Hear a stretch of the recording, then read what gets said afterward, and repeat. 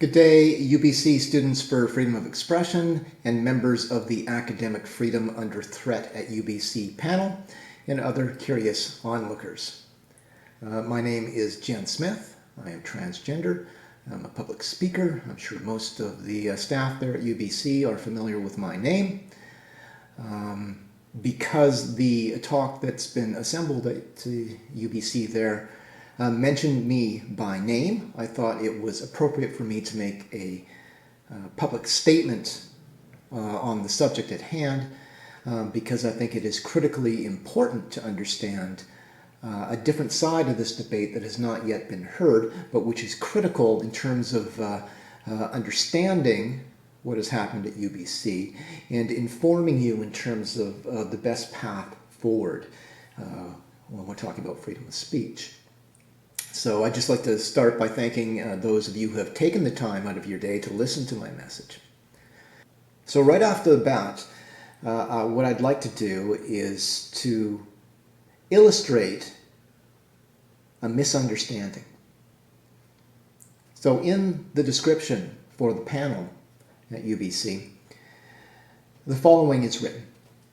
The working group was formed in response to mounting community pressure against speaking engagements by far-right figures like Ricardo Duchesne, Jenn Smith, and Ben Shapiro. Okay, so there's a problem with that statement. Okay, while I will concede that Ben Shapiro is on the right, I feel no affinity with Ben Shapiro. I don't particularly like Ben Shapiro, except some of his views related to transgender issues I agree with, some I don't. But politically, I have very little in common with Ben Shapiro. And that's because I am not a far-right figure. I actually happen to be, well, you could call me a democratic socialist in the tradition of George Orwell, or perhaps sort of a left-leaning libertarian in the tradition of Noam Chomsky. So my primary intellectual influences in my life were people like Noam Chomsky and Howard Zinn and George Orwell and Michael Parenti and all of these people on the left. I am a big supporter of social programs and these types of things. So I am not a far-right figure by any stretch of the imagination. So the question that people need to ask themselves right from the outset is if the UBC Students Against Bigotry could get something so fundamental, right, so important to understand about my political outlook on the world, if they could get that so wrong, what else have they gotten wrong? And is the absence of that information important in terms of understanding who I am and where I'm coming from? I would argue that it is, but I would also argue that that mischaracterization is not accidental. So prior to my talk that I gave at UBC on June 23rd of last year, the UBC Students Against Bigotry put out a little memo alerting people to my talk and why they should be opposed to it. And in that description, within the body of that description was just one mischaracterization and falsehood and outright lie after another. Okay, I was forced initially to write a fairly lengthy rebuttal to that post that they had, and I posted it on their page explaining why all of these things were wrong, and the response of the UBC SAB was to delete my post and to prevent me from posting in the future. Okay, so they did not want people to be able to see what my response was. Now, this has been a trend across the board in British Columbia over the last year. I would argue that I have been the most censored person in British Columbia in terms of public speakers over the course of the last year. I've had 5 universities and colleges cancel my talks. No other speaker, even on this subject that I'm aware of, has had even one college or university cancel them, at least not from the administration level. I've had public venue after public venue refuse to allow me to speak there. I've had private venues cancel from me, so I've been canceled at the venue level black press and post media, who probably controls something like, I don't know what the actual number is, but probably something like 95% of the print media in British Columbia, have both refused to print advertisements for my event. So they've essentially refused to take my money. Okay, the government has refused to talk to me or analyze some of the information that I'm putting out there in terms of some of the things that I'm trying to achieve, which I'll mention a bit more in a second there. And the media has been, if you want to be charitable, grossly negligent in regards to their treatment of me. If you want to be a little tougher, they have been openly and maliciously hostile, not only to me, but to the truth. So if you look at what happened at UBC, in the wake of my talk on campus there, the Pride Society, of course, came out and expelled UBC as an official participant in the Pride Parade. Now, this story was widely reported. There must have been 100, maybe 200 stories across Canada. I even saw some in the States on this event.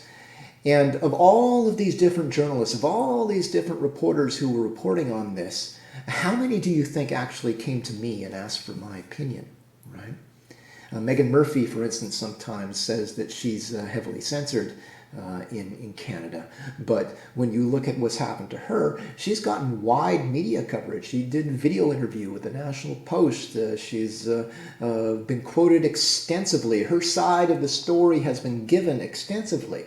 But in the wake of what happened to UBC, there were all of these journalists out there talking about the fact that my talk triggered this event. And they were sort of characterizing me, using the kind of mischaracterizations and distortions that were put out there by the UBC SAB. And that was how they sort of got their impression that they were giving to the public in terms of how the public was supposed to think about me.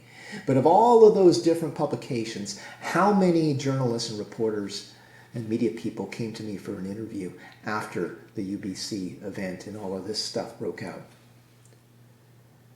0. Okay? 100, 200 different stories and journalists. Not one single journalist even asked for my side of the story or my opinion. Not one. So what is going on, right? Why are they, why is the entire establishment basically censoring me? Okay, we got venues refusing to host me, got newspapers refusing to publish my ads, reporters refusing to cover me in a professional and honest way.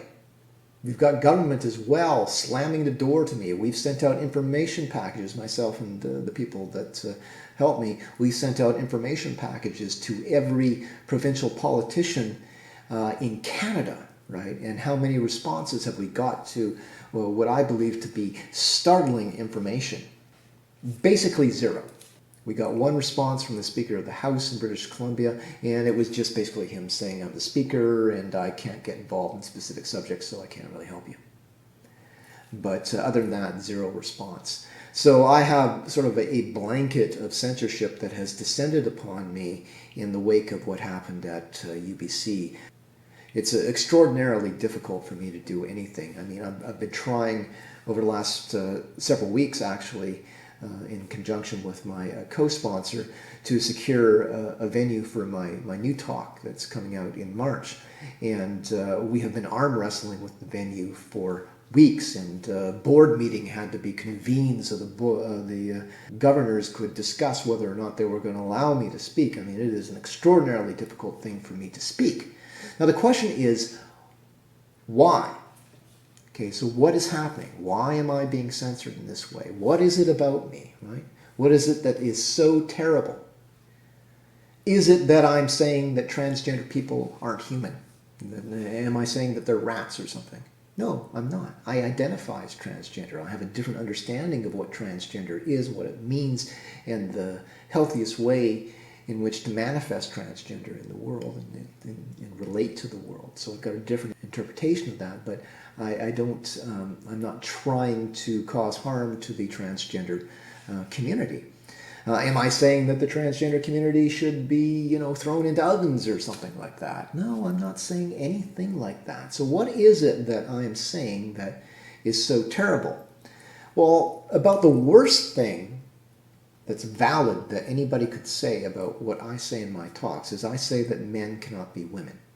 Okay, now 30 years ago that was a Captain Obvious statement. Okay, you didn't have to say that. If you were to say that, people would say, well, of course they can, right? But, if you brought in the subject of sex change or something like that, right, where they actually have genital surgery and stuff, you might get people to say, okay, well, they're taking on the role of a woman, but they're not really a woman, right? They're like a scientifically created woman. So that particular statement was not particularly controversial 30 years ago. Today, you'd think you were committing some sort of extreme crime against humanity. Although Megan Murphy is able to say that basic thing, and while she gets protests and stuff, she has not been shut down by the establishment the way that I have. So what is it that I'm saying that's unique? Well, I'm saying that Soji 123 should not be taught in school because it's having a dangerous effect on our most vulnerable children. So foster children, children with emotional and psychological problems, children with autism, these types of kids are identifying as transgender at startlingly high numbers, and I've got all of the numbers to support that. And then so many of them who are being affirmed in this identity are going on to medical transition, where they're using all of these drugs, the puberty blockers, the synthetic hormones, the hormone blockers, eventually some of them will go on to have double mastectomies and all of it, like even worse, but we won't get into that. So I believe that children are being victimized by the establishment, and that what is happening essentially is that it is enriching the pharmaceutical complex. So they're making enormous amounts of money off of this. And so in my talk, I look at conflicts of interest between the science that's being used to justify medically transitioning transgender children, and the pharmaceutical industry. Okay, and I show conflict of interest after conflict of interest after conflict of interest. Right? So I illustrate that. So I bring into question the science and the experts, but I don't just say you shouldn't trust them. I've got proof to back that up. And I would argue that this is one of the reasons that we see the establishment coming down upon me. But when you sort of boil it down to its core in terms of what I'm talking about, what I'm trying to achieve, what I'm trying to do is get society back to reality, okay, and admit that men are not women, okay. That doesn't say that somebody like me, for instance, can't present in what is traditionally considered to be feminine ways, okay, the makeup, the long hair, the jewelry, all of this type of stuff. That's all fine, but that's gender, okay, that's not sex, okay. Sex, male and female, is coded in your body and you cannot change it. It cannot be changed, period, okay. Now, the problem is that, yes, I say adults can do whatever they want. Okay, so if you're a male and you want to express yourself in the world in feminine ways like I do, that's all fine and good. That's great. With kids, it's a little more difficult, okay, because, again, they're going on to use all of these harmful medications and stuff. And because it is the most vulnerable children in our society who are identifying as transgender at rates that should concern any thinking person, I believe that we need a national inquiry into what's going on, and that's what I am pushing for. So that is the truth of who I am, but this is a side of the argument that you're not going to get from the mainstream media, you're not going to get from the government, even though they know about it. You're not going to get it from people like the activists who are protesting against me. Only I can give you that message. But whether we're talking about the media or whether we're talking about UBC and the experts there, they have this negligently presumptuous, false understanding of who I am and what I represent. In some cases, I believe it is deliberately malicious. Okay, now I went to the Board of Governors meeting after my talk at UBC, where there was some discussion about how to handle talks like mine in the future, and somebody from the law faculty there at UBC had to sit there while she went up in front of the Board of Governors and totally mischaracterized me, and I would argue defamed me. And I was not allowed, or even offered, as per usual, to give my side of the story. And that is important.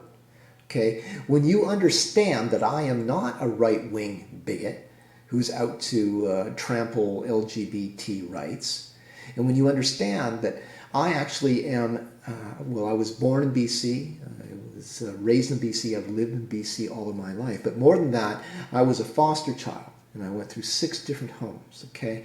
And when I look at what has been happening in BC, and when I look at some of the indications that we have right now, that huge percentages of foster children are identifying as transgender, and then presumably, in many cases, going on to use these medications, this alarms me. And as a fellow foster child in British Columbia, I believe I have a moral duty to speak out on this issue and say we need to do a full stop and do a provincial and I believe national inquiries, perhaps at this point international inquiries. Okay, so the thing is that once you understand what my position is and what I'm arguing, right? You can sort of nitpick the details of what my arguments are or disagree with me, that's fine. But the fundamental characterizations of me have been false. And that's no way to make a decision from the perspective of the Board of Governors of the UBC or even a panel who's going to come out and talk about me, or maybe talk about me. Maybe you won't, maybe you'll just talk about the principle. But the point is that you need to understand that what happened to me is that I have been mischaracterized across the board by various interests. So we've got these activists. We have the media who gets lots of money in commercial donations from the pharmaceutical industry and stuff, right? And they have all sort of collectively misrepresented me. Okay, that is why you can't allow freedom of speech to be censored. And you can't allow special interest groups to tell you who and what somebody is or why they should be censored and prevented from speaking in a public facility. And this is an important thing for me. So traditionally, universities, when I went to university, I didn't graduate at UBC, I graduated from Simon Fraser University. I actually went to Douglas College too, degrees in history and political science. But when I went to university, my understanding, at least going in, was that universities were, at least in theory, supposed to be bastions of free speech and open inquiry and critical thought, even of difficult or controversial ideas, in some cases, especially for controversial ideas.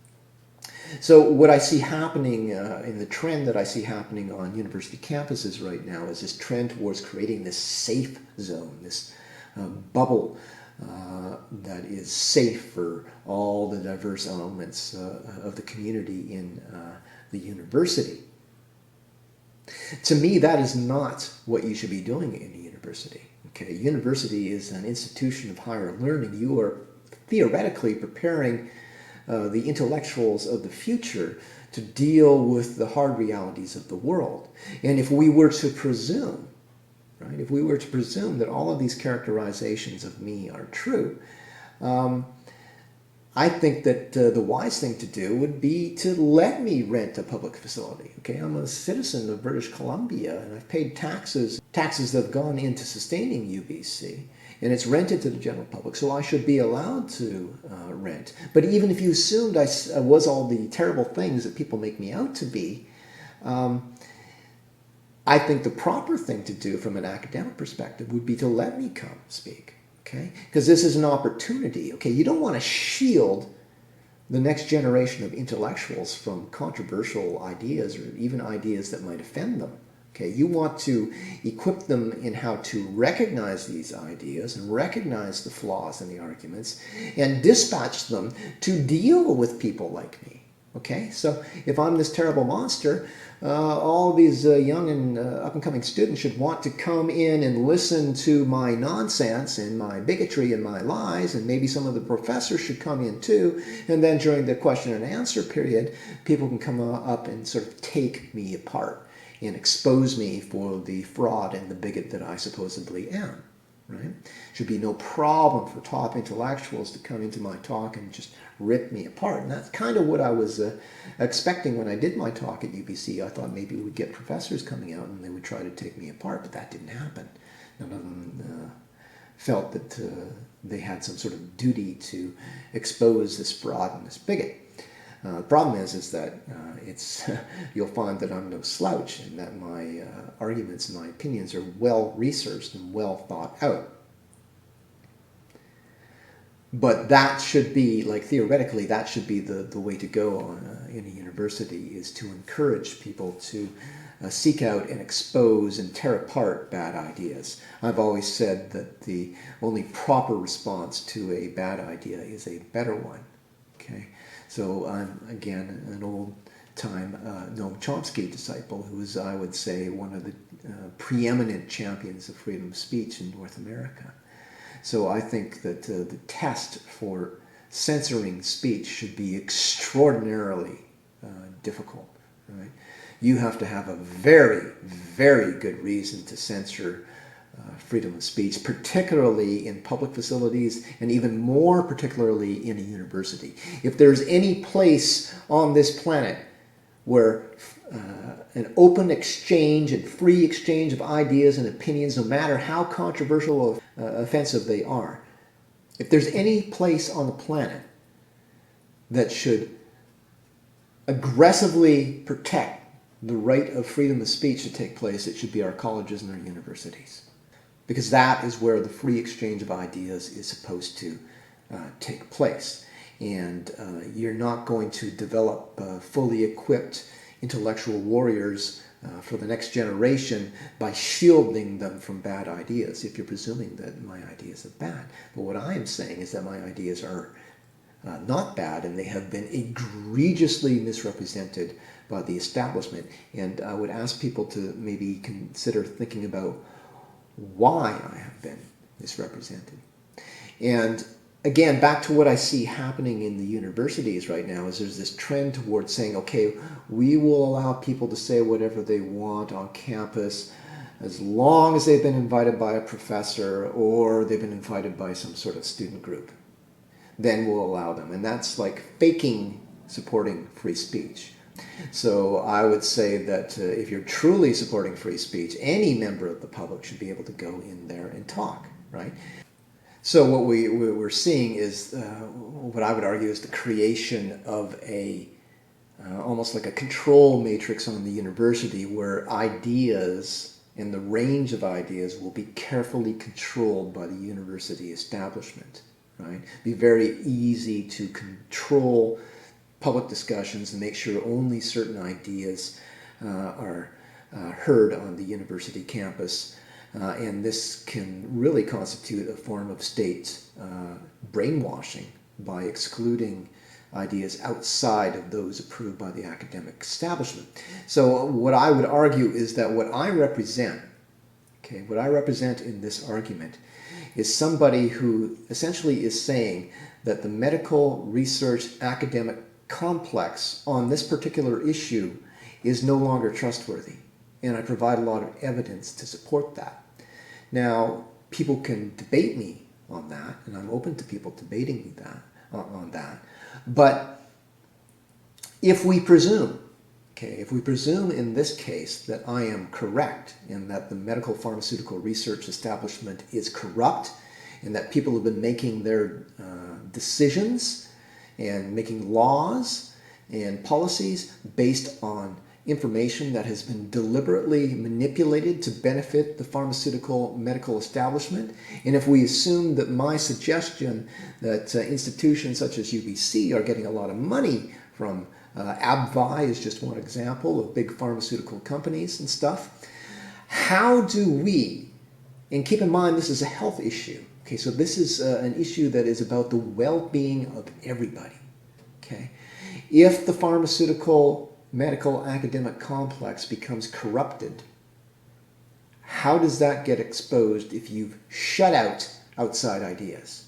Okay? Because right now, nobody has been in this debate saying the science is corrupt. Okay?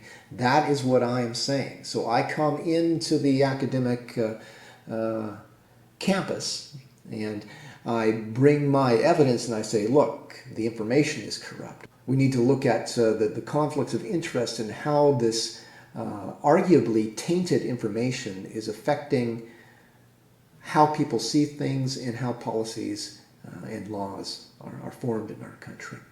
So that is what I've been trying to do. And so what I would encourage to not just the members of the panel there, I've sort of given up on the UBC students for against bigotry, because I think they are actually the students against truth and democracy. I've kind of given up on them.